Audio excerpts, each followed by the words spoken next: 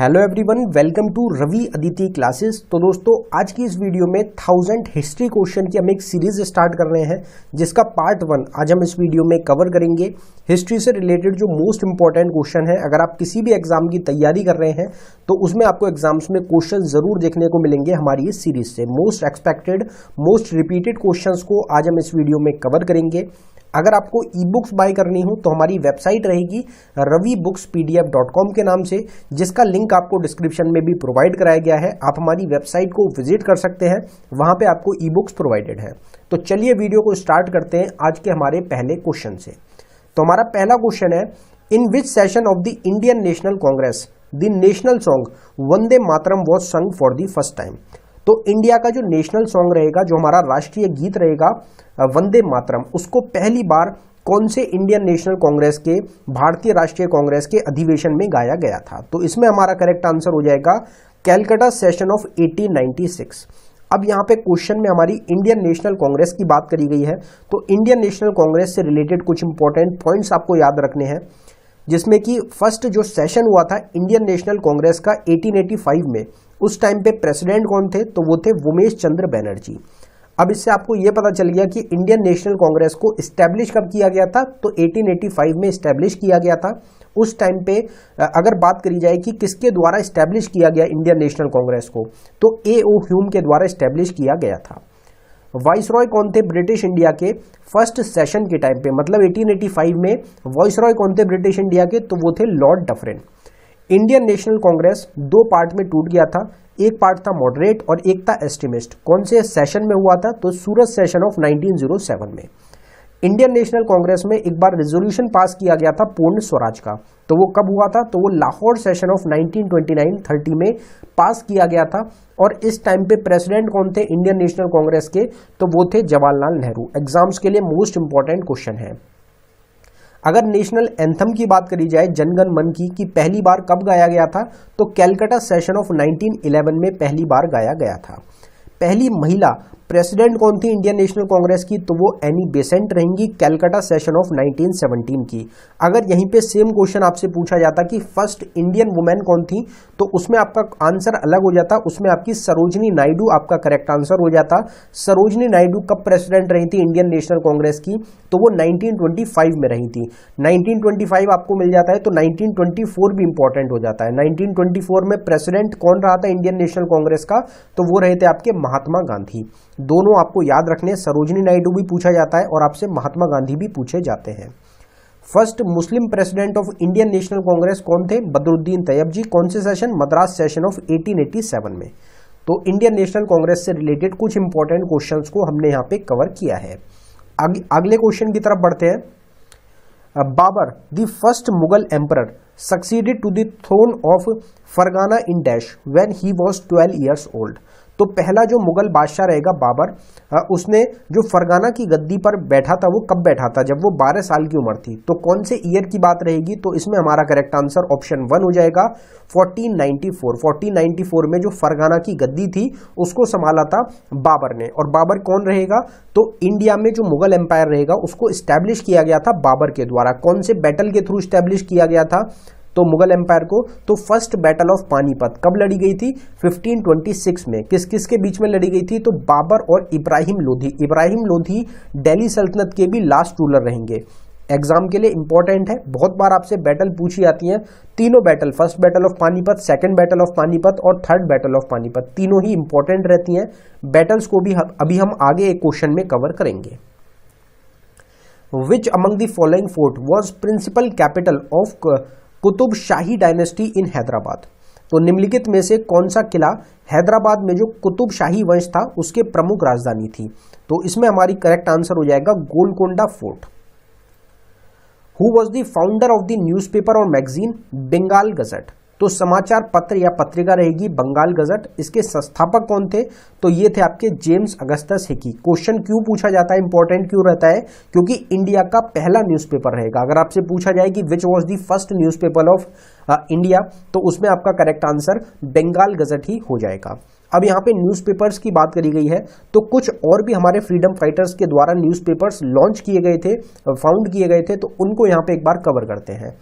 जैसे अगर आपसे पूछा जाए कि इंडियन मिरर किसके द्वारा फाउंड किया गया, तो देवेंद्र नाथ टैगोर का रहेगा। इंडियन ओपिनियन को महात्मा गांधी ने फॉर्म किया था। नवजीवन को फाउंड किया गया था महात्मा गांधी के द्वारा। मुक नायक को फॉर्म किया डॉक्टर बी आर अम्बेडकर ने। कॉमरेड रहेगा जो कि मोहम्मद अली का रहेगा। न्यू इंडिया को एनी बेसेंट ने फाउंड किया था।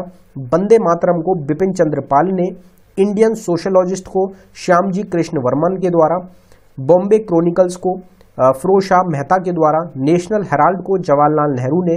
केसरी, एग्जाम में केसरी आपसे बहुत बार पूछा गया है, बाल गंगाधर तिलक का रहेगा। और बहिष्कृत भारत रहेगा डॉक्टर बी आर अम्बेडकर का। तो ये हमारे कुछ इंपॉर्टेंट न्यूज़पेपर और मैगजीन्स हो जाएंगे। On 12 August dash the Mughal emperor appointed the East India Company as the Diwan of Bengal. तो 12 अगस्त को डैश मुगल सम्राट ने ईस्ट इंडिया कंपनी को बंगाल का दीवान नियुक्त किया था। तो ये कौन से ईयर में हुआ था, तो 1765 इस क्वेश्चन का आपका करेक्ट आंसर हो जाएगा। इन अ ड्रामा हीमा spoke Swaraj is my birthright and I shall have it, which Indian freedom fighter gave this slogan. तो एक ड्रामा रहेगा जिसमें हीमा के द्वारा एक नारा लिया गया है, Swaraj is my birthright and I shall have it, मतलब स्वराज मेरा जन्मसिद्ध अधिकार है और मैं इसको लेकर रहूंगा। तो ये हमारे इंडिया के, भारत के कौन से भारतीय स्वतंत्रता सेनानी रहेंगे जिनका ये नारा रहेगा। तो काफी फेमस आपका स्लोगन रहता है। करेक्ट आंसर हमारा हो जाएगा option B, Bal Gangadhar Tilak. Who is the founder of Haryanka dynasty. तो हरियांक जो वंश है उसके संस्थापक कौन है, तो इसमें हमारा करेक्ट आंसर बिंबिसार रहेगा। अगर डायनेस्टीज के फाउंडर्स की बात करी जाए तो ये क्वेश्चन भी आपका एक इंपॉर्टेंट टॉपिक रहता है। हिस्ट्री में जो फाउंडर्स हैं हमारी डायनेस्टीज के, वो काफी बार एग्जाम्स में देखने को मिलते हैं।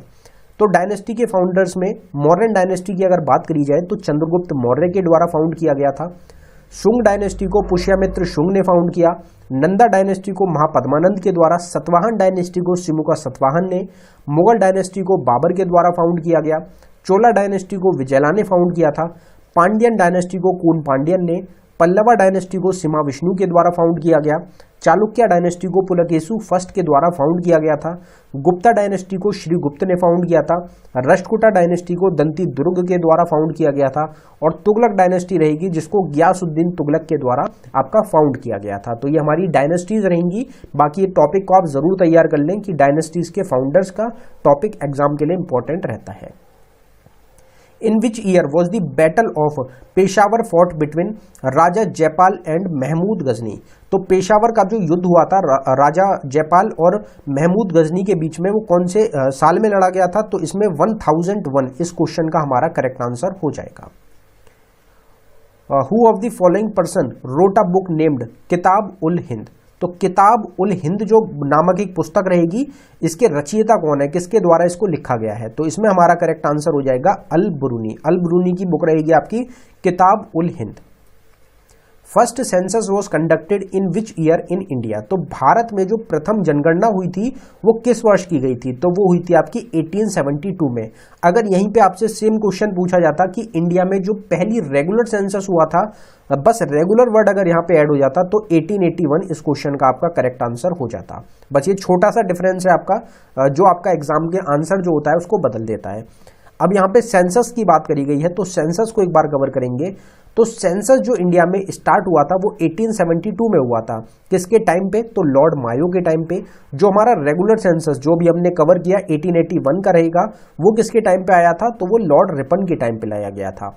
अगर पहली सेंसस की आपसे बात करी जाए कि दुनिया में पहला सेंसस किसके द्वारा रिलीज किया गया था, तो वो स्वीडन ने रिलीज किया था 1749 में। अगर फर्स्ट डेसिनियल सेंसस आपसे पूछा जाता है 1790 में किया था अमेरिका के द्वारा। अगर आपसे क्वेश्चन पूछा जाए कि फर्स्ट सेंसस जो रहेगा इंडिपेंडेंट इंडिया का 1951 का, उस टाइम पे सेंसस कमिश्नर कौन थे, तो वो थे आपके R.A. गोपाल स्वामी। सेंसस जो ऑर्गेनाइजेशन होती है ये मिनिस्ट्री ऑफ होम अफेयर्स के अंडर वर्क करती है। मैस्कॉट क्या था 2011 सेंसस का, तो वो था एन्यूमरेटर टीचर। सेंसस कमिश्नर कौन थे 2011 के, तो वो डॉक्टर C. चंद्रमौली रहेंगे। अगर आपसे पॉपुलेशन ग्रोथ रेट पूछा जाए कि इंडिया का पॉपुलेशन ग्रोथ रेट क्या था 2011 सेंसस का, तो वो था आपका 17.7% का। डेसिनियल सेंसस है तो लास्ट 10 ईयर्स का जो डाटा होता है वो देखा जाता है, तो 2001 से 2011 का टाइम पीरियड का रहेगा। एक मोस्ट इंपॉर्टेंट क्वेश्चन है आपके एग्जाम्स के लिए, बहुत बार आपसे पूछा जाता है कि इंडिया में एक बार सिंगल बार नेगेटिव ग्रोथ रेट देखा गया पॉपुलेशन में। तो नेगेटिव ग्रोथ रेट जो पॉपुलेशन में देखा गया वो था -0.31% का। वो कौन से सेंसस में देखा गया? तो 1921 का आपका सेंसस रहेगा जिसमें नेगेटिव ग्रोथ रेट आया था। और इसको हम और किस नाम से जानते हैं? तो इसको ईयर ऑफ ग्रेट डिवाइड के नाम से भी जाना जाता है। एग्जाम्स के लिए काफी इंपॉर्टेंट क्वेश्चन है। अगला क्वेश्चन है, who among the following is famously called the iron lady of India? तो निम्नलिखित में से किसे भारत की आयरन लेडी के नाम से भी जाना जाता है? तो आप सबको पता है कि इंदिरा गांधी जो रहेंगी, जो कि फॉर्मर क्या रहेंगी, प्राइम मिनिस्टर इंडिया की, इनको क्या बोला जाता था? इनको आयरन लेडी ऑफ इंडिया के नाम से भी जाना जाता है। हवा महल is situated in which city? हवा महल किस शहर में स्थित है? तो आप सबको पता होगा जयपुर में रहेगा। जयपुर को पिंक सिटी ऑफ इंडिया के नाम से भी जाना जाता है। और जयपुर आपका कहाँ पे रहेगा? तो राजस्थान जो हमारी स्टेट है उसका एक पार्ट है, उसकी एक सिटी रहेगी आपकी जयपुर। और राजस्थान जो रहेगी इंडिया की सबसे बड़ी स्टेट रहेगी आपकी एरिया में। अगर आपसे पूछा जाए कि एरिया में सबसे बड़ी स्टेट कौन सी है तो वो राजस्थान हो जाएगा। अगर आपसे पॉपुलेशन में पूछा जाता है कि सबसे बड़ी स्टेट कौन सी है इंडिया की, तो वो आपकी उत्तर प्रदेश हो जाएगी।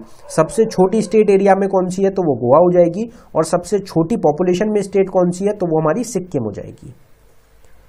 हु रोट दी हर्ष चरित्र, अ बायोग्राफी ऑफ हर्षवर्धन? तो हर्षवर्धन जो रहेंगे, सम्राट हर्षवर्धन, उनकी एक बायोग्राफी रहेगी, उनकी एक जीवनी रहेगी हर्ष चरित्र के नाम से। तो इसको किसके द्वारा लिखा गया? तो इनके कोर्ट पोएट रहेंगे बाणा भट्ट, इनके द्वारा लिखा गया था। कोर्ट पोएट भी आपको याद रखना है, एग्जाम में पूछा जाता है कि who was the court poet of Harshvardhan? तो बाणा भट्ट ही आपका इस क्वेश्चन में भी करेक्ट आंसर हो जाएगा। Patachitra art form is dedicated to which lord in Hindu mythology? तो पटचित्र जो कला रूप है ये हिंदू पौराणिक कथाओं में किस भगवान को समर्पित है? तो लॉर्ड जगन्नाथ रहेंगे जिनको डेडिकेटेड है पटचित्र आर्ट फॉर्म। इसी तरीके से जो आर्ट फॉर्म्स होती हैं वो हमारी कौन सी स्टेट से संबंधित है, ये क्वेश्चन भी आपसे एग्जाम्स में बनते हैं। तो कुछ हमारी आर्ट फॉर्म को कवर करते हैं। जैसे मधुबनी पेंटिंग अगर आपसे पूछा जाए तो ये बिहार की रहेगी। तंजौर पेंटिंग है तमिलनाडु से। वर्ली पेंटिंग हो जाएगी, वर्ली आर्ट फॉर्म हो जाएगी महाराष्ट्र से। पटचित्र पेंटिंग या पटचित्र आर्ट फॉर्म हो जाएगी उड़ीसा से। मुगल पेंटिंग है हमारी मुगल ईरा से रिलेटेड। कलमकरी पेंटिंग आंध्र प्रदेश से संबंधित है। गोंड पेंटिंग हो जाएगी आपकी मध्य प्रदेश स्टेट से। तो ये कुछ इंपॉर्टेंट हमारी पेंटिंग्स हो जाएंगी जो एग्जाम्स के लिए आपकी इंपॉर्टेंट रह सकती हैं। When was the Lucknow Pact signed by All India Muslim League and the Indian National Congress? तो अखिल भारतीय मुस्लिम लीग और भारतीय राष्ट्रीय कांग्रेस ने लखनऊ समझौते पर कब हस्ताक्षर किए थे? तो इसमें हमारा करेक्ट आंसर हो जाएगा 1916 में लखनऊ पैक्ट आपका साइन हुआ था ऑल इंडिया मुस्लिम लीग और इंडियन नेशनल कांग्रेस के बीच में। The 19th century saw the golden age of Kathak under the patronage of Dash, the last Nawab of Awadh. तो इसमें आपसे ये पूछा जा रहा है कि जो 19वीं शताब्दी रहेगी उसमें अवध के जो अंतिम नवाब थे, जो लास्ट आपके रूलर रहे थे, उन्होंने संरक्षण में कथक जो है उसको स्वर्ण युग देखा गया था कथक का। तो वो आपका किसके द्वारा, जो लास्ट रूलर थे अवध के, वो कौन थे, ये आपसे पूछा जा रहा है। तो इसमें हमारा करेक्ट आंसर हो जाएगा वजीद अली शाह। वजीद अली शाह रहेंगे जो कि गोल्डन ईरा बोला जाता है कथक का। इनके अंडर इनका जो टाइम पीरियड था उसमें गोल्डन ईरा रहेगा आपका किसका, कथक का। और कथक जो है क्लासिकल डांस फॉर्म रहेगा। इंडिया की कौन सी स्टेट से संबंधित है, ये क्वेश्चन भी आपसे पूछा जाता है। तो उत्तर प्रदेश स्टेट का क्लासिकल डांस फॉर्म रहेगा आपका Kathak. Buddha meditated for days on and under a peepal tree at dash where he attained enlightenment. तो बुद्धा जो रहेंगे, गौतम बुद्ध जो रहेंगे, उन्होंने मेडिटेशन किया था काफी दिन तक एक पीपल ट्री के नीचे। अब वो जो पीपल ट्री रहेगा वो कहाँ पे लोकेटेड है, जहाँ पे उनको नॉलेज की प्राप्ति हुई थी, एनलाइटमेंट जो है ज्ञान की प्राप्ति हुई थी। तो वो आपकी जगह बहुत फेमस रहती है, बिहार की जगह रहेगी आपकी बोध गया, जहाँ पे महाबोधि टेम्पल भी आपको मिलेगा। तो बोध गया जो जगह है बिहार में, महाबोधि टेम्पल आपका वहीं पे सिचुएटेड है, जहाँ पे जो गौतम बुद्ध रहेंगे इनके द्वारा मेडिटेट किया गया था। आपसे एग्जाम में क्वेश्चन पूछा जाता है कि गौतम बुद्ध ने बोध गया में जहाँ पे मेडिटेट किया था वो कौन सा ट्री था, तो उसमें आपका पीपल करेक्ट आंसर हो जाएगा, पीपल का ट्री था। Who among the following was famously known as the parrot of India? तो कौन रहेंगे जिनको भारत का तोता यानी कि पैरट ऑफ इंडिया के नाम से जाना जाता है? तो वो आपके अमीर खुसरो रहेंगे। What was the duration of the first 5 year plan. तो पहली जो पंचवर्षीय योजना थी उसकी अवधि क्या थी, तो फर्स्ट 5 ईयर प्लान था हमारा 1951 से लेके 1956 के बीच में। अगर फर्स्ट 5 ईयर प्लान की हम बात करें, आपसे 5 ईयर प्लान्स भी एग्जाम्स में बहुत पूछे जाते हैं। तो फर्स्ट 5 ईयर प्लान जो था हमारा, ये कौन से मॉडल पे बेस्ड था, तो ये हेरेट-डुमार मॉडल पे बेस्ड था। अब इसका मॉडल हो गया और ऑब्जेक्टिव हो गया। किसी भी 5 ईयर प्लान की अगर आप बात करें तो उसका मॉडल और ऑब्जेक्टिव आपको पता होना चाहिए, और खास तौर से जो हमारे स्टार्टिंग के 3 5 ईयर प्लान्स हैं। अगर ऑब्जेक्टिव की बात करी जाए तो इसका ऑब्जेक्टिव था एग्रीकल्चर डेवलपमेंट। 5 IITs रहेंगी जिसको स्टैब्लिश किया गया था फर्स्ट 5 ईयर प्लान के टाइम पे। जो टारगेट ग्रोथ रेट रखा गया था फर्स्ट 5 ईयर प्लान का, वो 2.1% रखा गया था, लेकिन हमने जो अचीव किया था वो किया था 3.6% का। टोटल कितना इंक्रीज देखने को मिला था नेशनल इनकम में, तो वो था 18% का, और 11% का टोटल इंक्रीज देखने को मिला था पर कैपिटा इनकम में। इस टाइम पे हमारे 3 प्रोजेक्ट रहेंगे एग्रीकल्चर से रिलेटेड जो स्टार्ट किए गए थे। कौन कौन से प्रोजेक्ट, तो Bhakra Nangal project, Damodar river valley project और 20 प्रोजेक्ट। ये तीनों प्रोजेक्ट्स को फर्स्ट 5 ईयर प्लान के टाइम पे ही हमारा स्टार्ट किया गया था, मतलब 1951 से लेके 1956 के बीच में स्टार्ट किया गया था। Who among the following wrote a history of Akbar's reign titled Akbarnama. तो आपसे सिंपल क्वेश्चन पूछा जा रहा है कि अकबर के जो हिस्ट्री के बारे में बताया गया है, अकबर के शासन के बारे में एक बुक रहेगी अकबरनामा। अकबरनामा किसके द्वारा लिखी गई है, तो नवरत्न में से ही एक व्यक्ति रहेंगे आपके अकबर के, जिनका नाम रहेगा अबुल फजल। अबुल फजल की बुक रहेगी, अबुल फजल के द्वारा लिखा गया था अकबरनामा बुक को। अगला क्वेश्चन देखते हैं हमारा, Mahatma Gandhi abruptly called off the non-cooperative movement when in dash a crowd of peasants set fire to a police station in Chauri Chaura. तो आप सबको पता है कि चौरी चौरा का जो इंसिडेंट हुआ था वो कब हुआ था आपका 1922 में, लेकिन यहाँ पे आपको सारे ऑप्शन जो है वो 1922 के ही मिल गए, तो यहाँ पे कंफ्यूजन हो सकता है आपको, इसलिए एग्जाम्स के लिए आपको मंथ जो होता है वो भी पता होना चाहिए। तो चौरा चौरी इंसिडेंट में क्या हुआ था कि लोगों की भीड़ ने जो पुलिस स्टेशन था उसमें आग लगा दी थी, तो उस वजह से उसको देखते हुए महात्मा गांधी को जो नॉन कोऑपरेटिव मूवमेंट था उसको बंद करना पड़ा था, उसको खत्म करना पड़ा था। तो वो आपका कौन से मंथ में हुआ था, कौन से ईयर तो आपको पता चल गया 1922, लेकिन कौन से मंथ में हुआ था, तो इसमें हमारा करेक्ट आंसर फरवरी 1922 हो जाएगा। फरवरी 1922 में कॉल ऑफ किया गया था महात्मा गांधी के द्वारा नॉन कोऑपरेटिव मूवमेंट को। नॉन कोऑपरेटिव मूवमेंट को महात्मा गांधी ने स्टार्ट कब किया था, तो 1920 में किया गया था।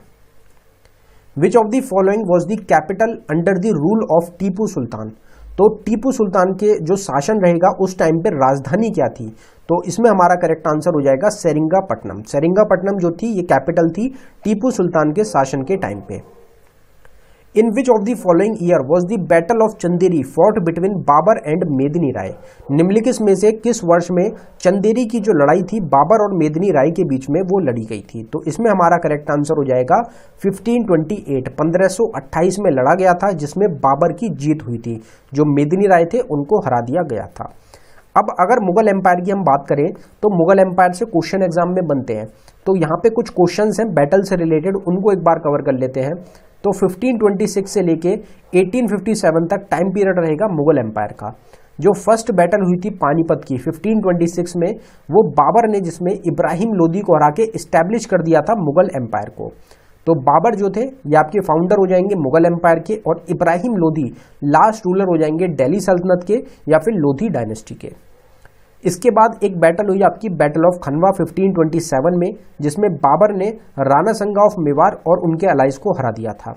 फिर बैटल ऑफ घाघरा लड़ी गई 1529 में, जिसमें बाबर के द्वारा जॉइंट फोर्सेस थी अफगान की और सुल्तान ऑफ बंगाल की, इनको हरा दिया था। तो टोटल 4 बैटल्स बाबर के द्वारा लड़ी गई 1526 में, 27 में, 28 में और 29 में। उसके बाद अगले साल 1530 में डेथ हो गई थी बाबर की। बैटल ऑफ चौसा लड़ी गई 1539 में, जिसमें शेरशाह सूरी ने हुमायूं को हरा दिया था। Second battle of Panipat, Panipat की तीनों बैटल्स इंपॉर्टेंट रहती हैं। सेकंड बैटल 1556 में लड़ी गई थी आपकी अकबर और हिंदू किंग हेमू के बीच में।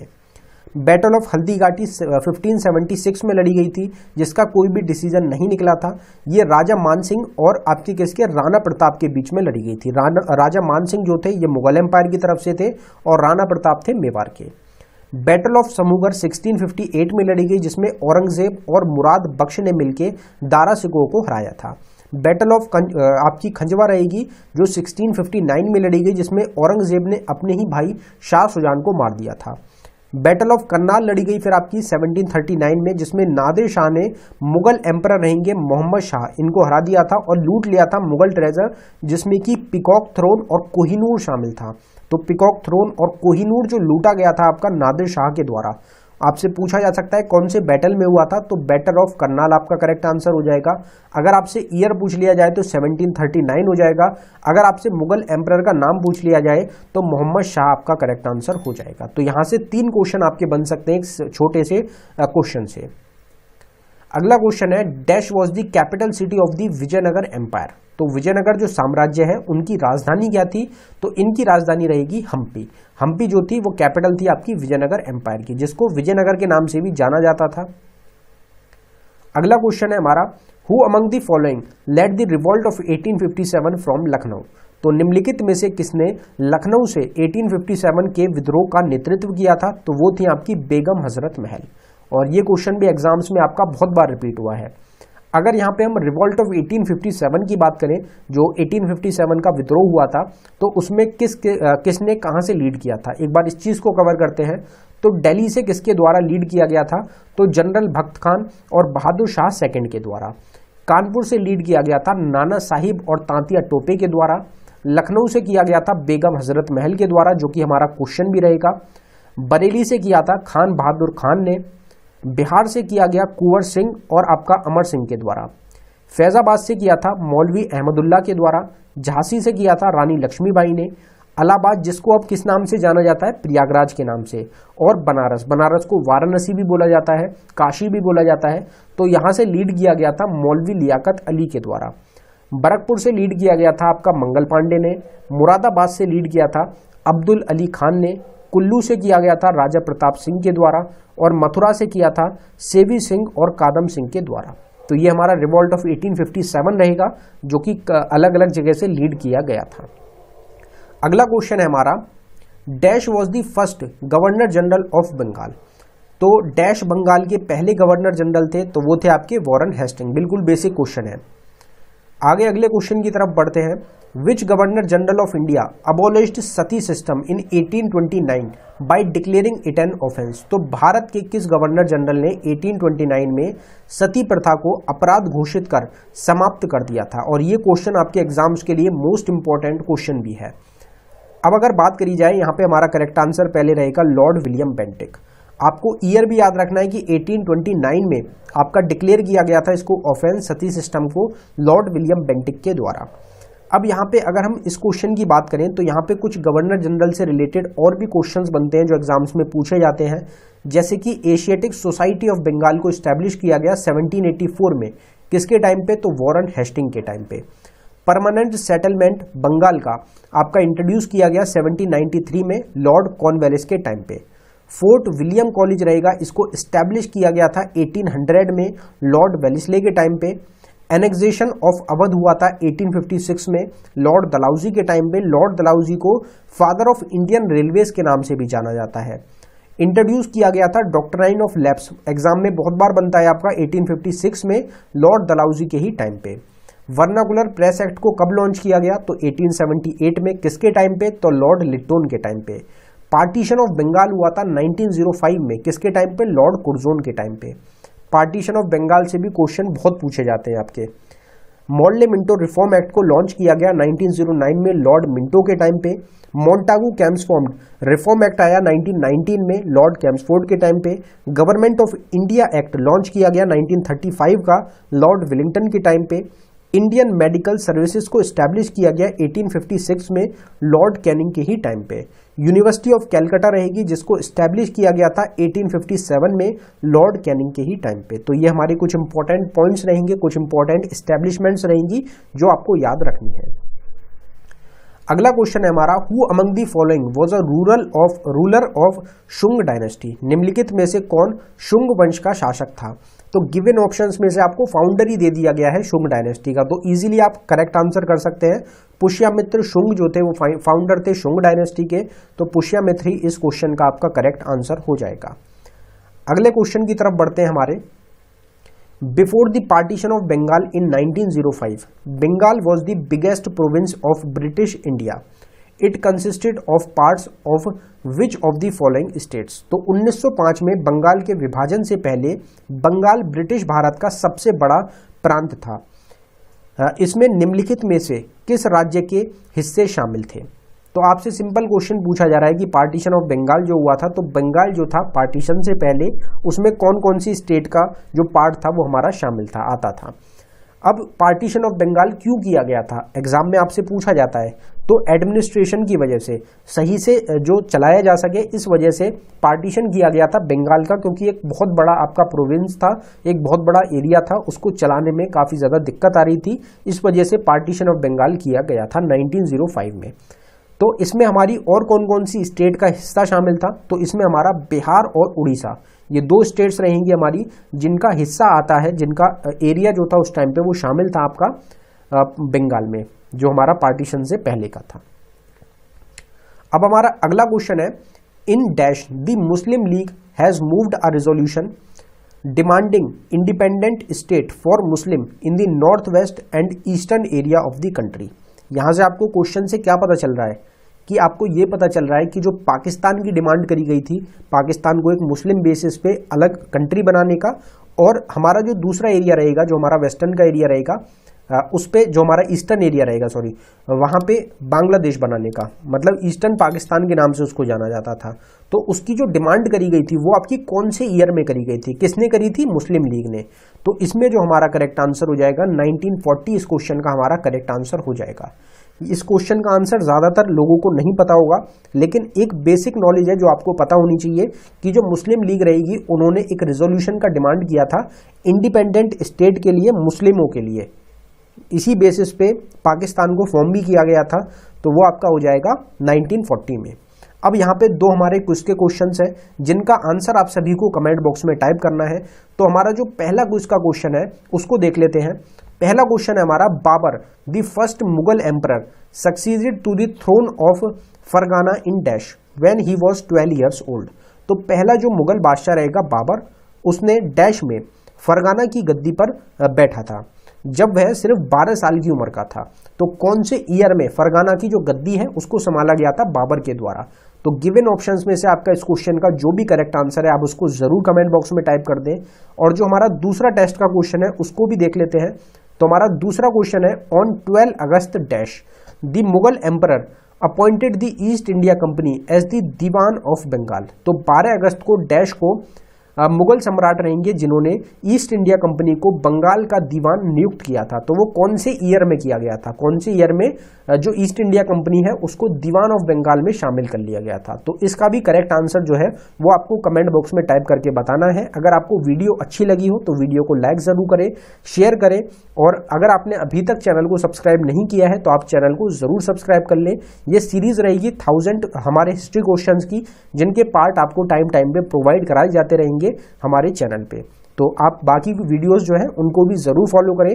हिस्ट्री के क्वेश्चंस की पूरी आपको सीरीज मिलने वाली है जिसमें हिस्ट्री पूरा जो टॉपिक है उसको हम डिटेल में कवर करेंगे। धन्यवाद।